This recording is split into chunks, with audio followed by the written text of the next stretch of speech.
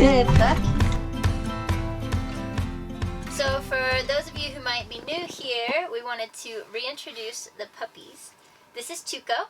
He is a rescue from Savannah, Georgia. How old is he? He's seven? Yeah, Seven. Yeah, we think he's a lab Shar-Pei mix. He's a rescue. We don't really know what he is. He's probably got a little of everything in there, but he's a big sweet boy. Yeah, he's a pretty good dog. Frankie, on the other hand, is our trouble dog. She is a Cocker Spaniel, and she is 10 years old. I've had her since she was a little baby, so whatever problems she has, I probably caused. But she's very sweet and affectionate, and she loves chewing on a racquetball and being close to us. Yeah, and that's about it. Yeah, that's it. And you, she loves you. She does. More than life itself. But anyway, these are our dogs. We've had them since Well, I've had Tuco since 2012, and you've had Frankie since 2009. 2009, and so yeah, they're our dogs. And when we wanted to do this, we thought that there's no way we're not going to bring them.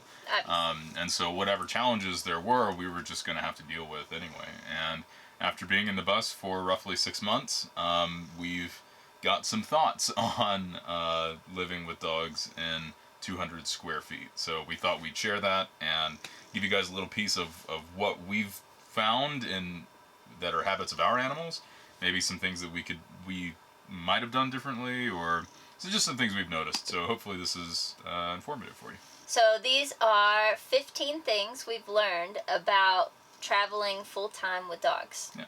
So number one is a big one. It is much harder to keep this space clean because of the dogs. It's hard to keep it clean anyway because it's a small space. But Tuco sheds a lot, and they also track in a lot of mud and stuff when they come in. So. Yeah, we thought about having a no shoes on in the bus policy, but with the dogs coming in and out, it's nothing it's really pointless. We can do about it. So we just sweep pretty often, and we've just gotten into a habit of it, and it's real easy to clean up. We mop occasionally.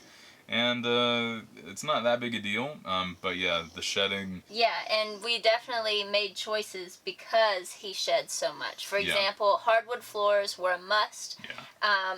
Pillows on the couch with removable, washable covers were a must.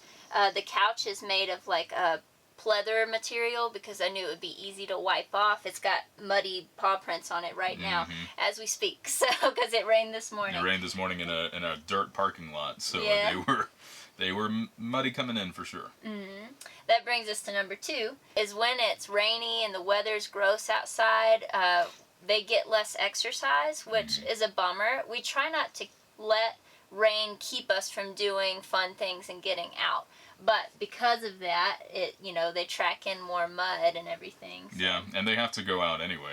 They have to go to the bathroom. Yeah. And so, when they go outside when it's raining and they do all of that, they come back in and either they have mud on their paws or, they're probably wet. And so it can smell like wet dog in here when they come in. And so that's number 3. That's number 3, yeah. Smells. And, it's wet dog occasionally, dog farts. Those can be pretty rough, particularly at night. We've been woken up by so yeah, the smells can be, and I don't want you to think that the smells are awful all the time, because they're really not. Either we've become nose blind, which is possible, or, honestly, we have windows down pretty frequently. We brush them. We have candles. We have fans on, so we have air circulating all the time. So it hasn't been too much of an issue, particularly with our candles and things, but every now and then, though, it can get a little stinky. It's true. Speaking of stinky, number 4 is we have to always think about what we're going to do about disposing of their waste. We don't want to leave their waste everywhere. We pick it up, so we have to keep a stock of poop bags, and right now it's usually not a problem because usually we're at somewhere close to a trash can and we can just take care of it right away. But right now we're boondocking and there is no trash can for 20 miles, yeah, really. Literally 20 miles. So we have to figure out what to do with poop bags when we're done with them. So we've kept a little lidded trash can outside that we with a charcoal filter over it, so it kind of cuts down on smells. That way we can collect until we can go drop it off in town at a trash can. Yeah, that's been working fine. So number 5 is something that we knew we'd have to deal with when we were even just converting the bus, and that is, where were we going to store enough dog food for this 80-pound dog and this 30-pound dog, and where were we going to feed them? So we have a large, Loctite, airtight container under the hearth for all of their dog food, which is good because their dog food's kind of stinky. Yeah, the food can be potent. It's like you open that container up, you're like, whoa, and then you gotta close it again after it's closed, and they eat it, it's gone. But, and they love it, so I'm okay with it being a little potent, but we had to make a large area to store dog food, because we want to be able to store enough dog food that we don't need to buy any more for 2 or 3 weeks at a time. Right. Yeah. So number 6 related is we had to think about where we could keep a water bowl that they could get to all the time, but wasn't going to be kicked over by us or them. And also, they drink a lot of water. Yeah, they do. And that's something we had to think about when we were deciding how much water, how much fresh water we were going to carry with us when we go places. They drink a lot of water, and it's just something to think about. Yeah, it goes down a little bit faster because they're in here. So number 7 is a big one, and that is, it can be difficult to maneuver around them in a tiny space. We're constantly, accidentally, kicking them a little bit. They're in our way all the time, and they want to be right underneath us, especially if we're cooking or something. And that can get a little frustrating sometimes. It's very comical other times. Yeah, I mean, they don't know they're in the way until we tell them to move. Oh, or we just nudge. No, they don't. We nudge them so that they're out. And it's even just walking around in the kitchen, or walking from the kitchen in here, or in here to the bedroom, and they're just like, Tuco will stand, sideways in the walkway, not thinking anything of it. He's just comfortable. But he's just happy as a clam to just stand there and look at you. Or lay down and spread out, just in the middle of the dining area. And you have to walk around them. They're always in the way. Always in the way. Usually they both do that. But, this area, though, this sort of living area, this is their space generally. Tuco will be up here. This is where he sleeps. This is where Frankie and Tuco will typically just lay down and nap during the day. So this is a good spot for them. We can tell them to go to bed, and they come here, and so they're out of our way. But when they're not up here, they're usually right where we need to be. Yeah, I think that we could have gotten away with a shorter bus if it were just the two of us. Definitely could have away with a shorter bus. But because of the dogs and because Tuco's so big, I'm really glad we have this space. So they have a place where they can be comfortable and out of our way. Yeah. And it's their space, really. Yeah, that's good.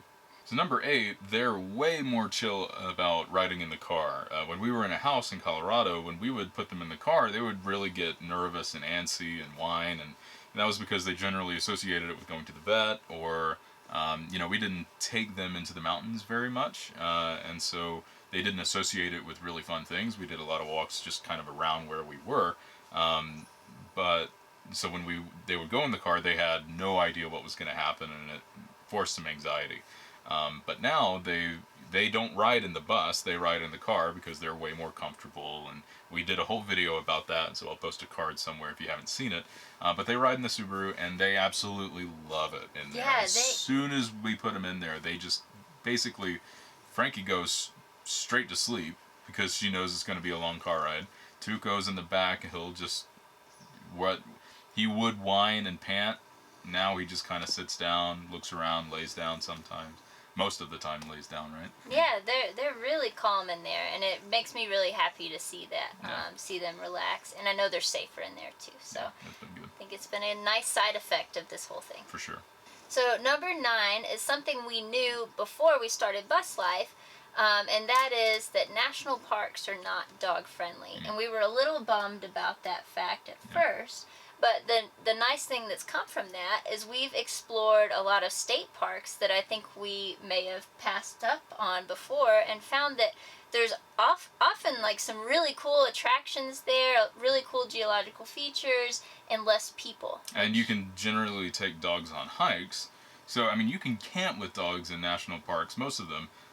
But if you go outside of the designated area with dogs, they'll ding you for sure. And sometimes that's a pretty hefty fee. We've seen some people like get fined like $200 or something for having their dog away from the campground. Mm-hmm. And so, that's a bit of a bummer. I mean, you want to take your dogs with you on the hikes that you do as much as you can. But at least they allow dogs, for camping purposes. That was something we were worried about. But yeah, and we've left them before, not camping in a national park, but we've left them camping outside of a national park, Mm-hmm. went in to explore it. And we'll talk about leaving them in the bus a little bit later, but so far it really hasn't been an issue, and we've stuck around state parks for the most part, and we've been really impressed with the state parks that we've been in, and their regulations for dogs are a lot more lenient typically, and so they've gotten to have a lot of fun with us, which is awesome. So number 10, on a related note, is that it can be hard to leave them in here. Sometimes there's a national park where dogs aren't allowed that we want to go check out, or we want to hike in the middle of the day when the sun is way too intense for them and their thick fur and everything, or it's a strenuous hike that we're not sure that they can handle, because Frankie's getting older and Tuco really is too. So it can be hard sometimes to leave them behind in here. So they're both pretty high anxiety dogs. Frankie has had separation anxiety her entire life, which is, I think, fairly common amongst Cocker Spaniels. Yeah. And so whenever we leave, she howls, screams like a banshee. Frankie, we're right here. She had a bad dream. Yeah, she just woke up kind of groggy, I guess, and she started growling. We were looking at her. She never looked back at us, and then she started crying. You crazy dog. You're okay. Tuco's just not unfazed. He's so used to it now. Weirdos. Every single time, without fail. Which, is a bit of a bummer. It happened in the house, it happens in the bus, but we just kind of have come to expect it, and she calms down. After the first, realization that Tiffany's gone, she'll relax, calm down, and whatever. Tuco has developed separation anxiety, I think because, he kind of picks up Frankie's energy, and, they're used to being around us all the time, and when they're in a new spot, they're unfamiliar smells, and we leave them, they're like, what's going on? Mm-hmm. So he'll bark a good bit once we leave, but after 5-10 minutes, they really do chill out, and we know that because we've installed a security camera in the bus that we can look at wirelessly, which I think is its own thing that we talk about later. So anyway, sometimes it has prevented us from doing something, but we're really, really sensitive to that, and we don't want them to prevent us from doing something that we want to do, but at the same time, we have to make sure they're comfortable. And they have as little stress as possible. It can be a challenge sometimes, but they, not everybody's dog has separation anxiety. Ours do, so we have to work around that. That also brings us into number 11, which is when we do leave them. Sometimes we're out, we're trying to enjoy a hike on our own or something, but there's kind of this worry in the back of our head that somebody's going to hear them and think they're in trouble, or hear them and complain. But they are safe in here. We make sure they have really good ventilation. We can leave fans on. We can even leave the evaporative cooler on for them if we need to. They have tons of water, and we leave a note on the door explaining all of that, and with our contact info if somebody needs to call us. But it is something that weighs on you a little bit when you're trying to go do something on your own, and you're leaving the bus with the dogs, sometimes in the middle of nowhere. So it's been stressful sometimes, but I think they're getting used to it, and it's just part of it. Yeah. So number 12 is so we have our nanny cam, which is called a Rio Link, and we have gotten so much peace of mind from this little thing. It wasn't very expensive, and we can connect it to our hotspot in here, and then access it from our cell phones anywhere we have service, and we can see a live feed with sound of them here relaxed, and that's just, it's been so nice. It's really taken the edge off when I was kind of worried and we wanted to go have a date night or something. Yeah. So that's been one of the best purchases I think we've made. And we've used it a lot. Like, I was a little concerned, like, how often we'd be able to use it, because you have to have wireless signal where we are in the bus, and then we also have to have wireless signal to check on them because it's connected to the internet. So, like Tiffany was saying, we start a hotspot here that connects the Reolink to the internet, and if we're in a city or something, we can look at them at any given time, see that they're totally cool, see that they're relaxed, calm. If we need to, we can talk to them, say, like, don't eat that or whatever. We never had to do that, but we can if we want to. But if we go out on a hike and we don't have any service, that's a bit of a bummer because we can't check on them. But as soon as we get in service, we can make sure everything's good, so on and so forth. And we can also use this thing as a security system. Even when we take the dogs with us somewhere, we can set it on like a motion sensor that will alert us if there's movement in the bus while we're gone, which has been really nice peace of mind as well. It'll send us a notification. We can look at a live feed and start recording if we want to. It sends a clip to our phone. So if somebody were to break in, we see that. We can get an image that on our phone, not just on the Reolink, which is really cool. So if somebody's breaking in and they take it, we have that, evidence, which is cool. So all of this is something we'll never need, but it's here, and it does offer significant peace of mind. So number 13, going hand in hand with their anxiety, Frankie has always had separation anxiety, but it's been a really big deal with her, and so much so that we have no choice really but to allow her to sleep with us. We've tried to break her of it. We went, when we were in the house, we went like months. We didn't allow her to sleep with us for like a month or two, and while that worked for a little while, almost every other night at around 2 or 3 a.m., sometimes she would wake up like from a dream, forget where she is for a second, and once she realized that Tiffany wasn't right next to her, she'd start this wail, screaming, like just panic. And it would, of course, wake us up, and that was terrible. And there's not much lead up either. No. It's like she goes, it's just like full volume, and it's very alarming in the middle of the night. Oh man, it's terrible. And it happens significantly less when she sleeps with us. And so while we could spend like half a year trying to break her of it, honestly, she's not that big of a dog. It's just easier for her to sleep in bed with us, and it still happens occasionally, but nowhere near as frequently. So anyway, that's kind of a bummer. It looks so dirty. Yep. It rained this morning in this dirt parking lot, so everything's dirty now. You want to come back up here? Come on. That's a good boy. Good boys. Alright, number 14 is something we did not expect.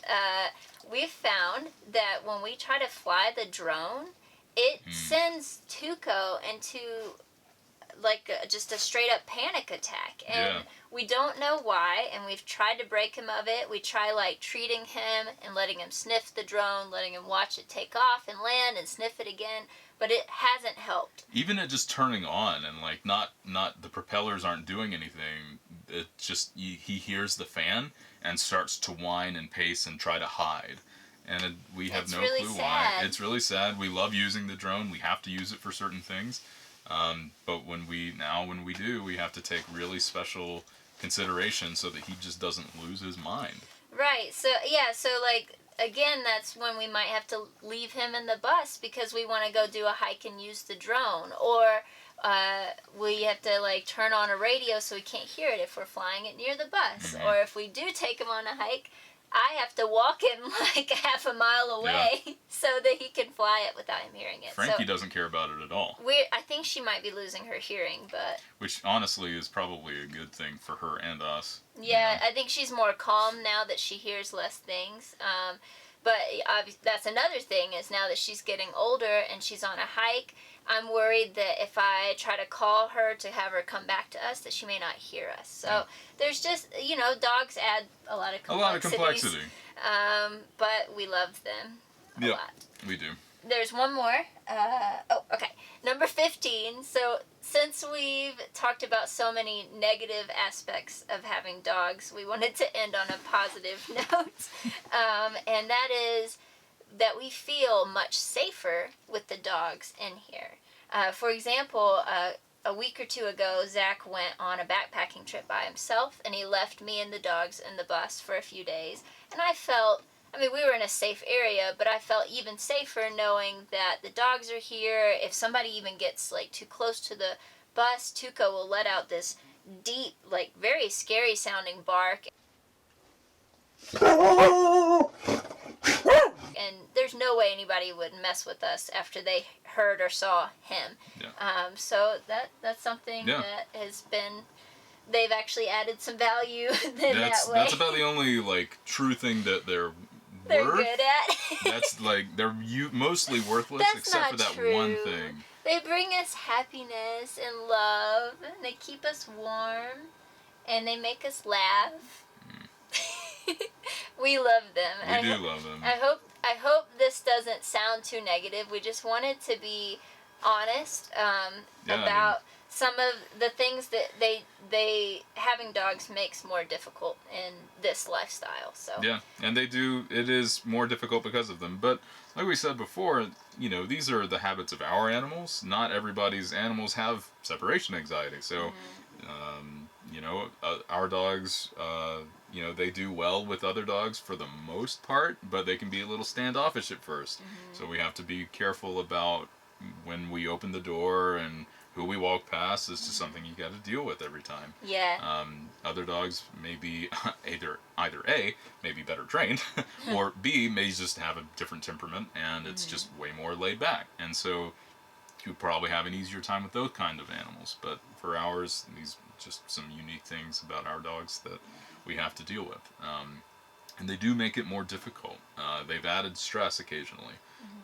But it is worth it to have them along with us. Of course. We do enjoy it. And I think they enjoy it. They love getting to run around some of the really cool places we get to see. Tuco loves to go swimming in all of these cool lakes that we've been visiting. We have a lot of fun with them. But they just add some... They make it more... Add some... A lot more things to think about with dogs, of course. So, anyway, let us know if you have dogs or if you're thinking of doing bus life. Let us know in the comments how you handle your animals or what you plan to do if you're working towards it. Let us know. Especially if you have dogs with separation anxiety like how do you ours. We would love to commiserate and maybe get some advice or something. Yeah, really, we just kind of have to let it happen because there's not much else we can do about it. Yeah. But they do chill out. They do calm down. Anyway, again, thank you guys for watching. We appreciate it. If you like the video, please hit the like button. If you're not subscribed already, do that as well. And then there's a bell around here somewhere if you want to get notifications for when we post new content. Thank you guys very much. We will see you next time. Bye. Bye.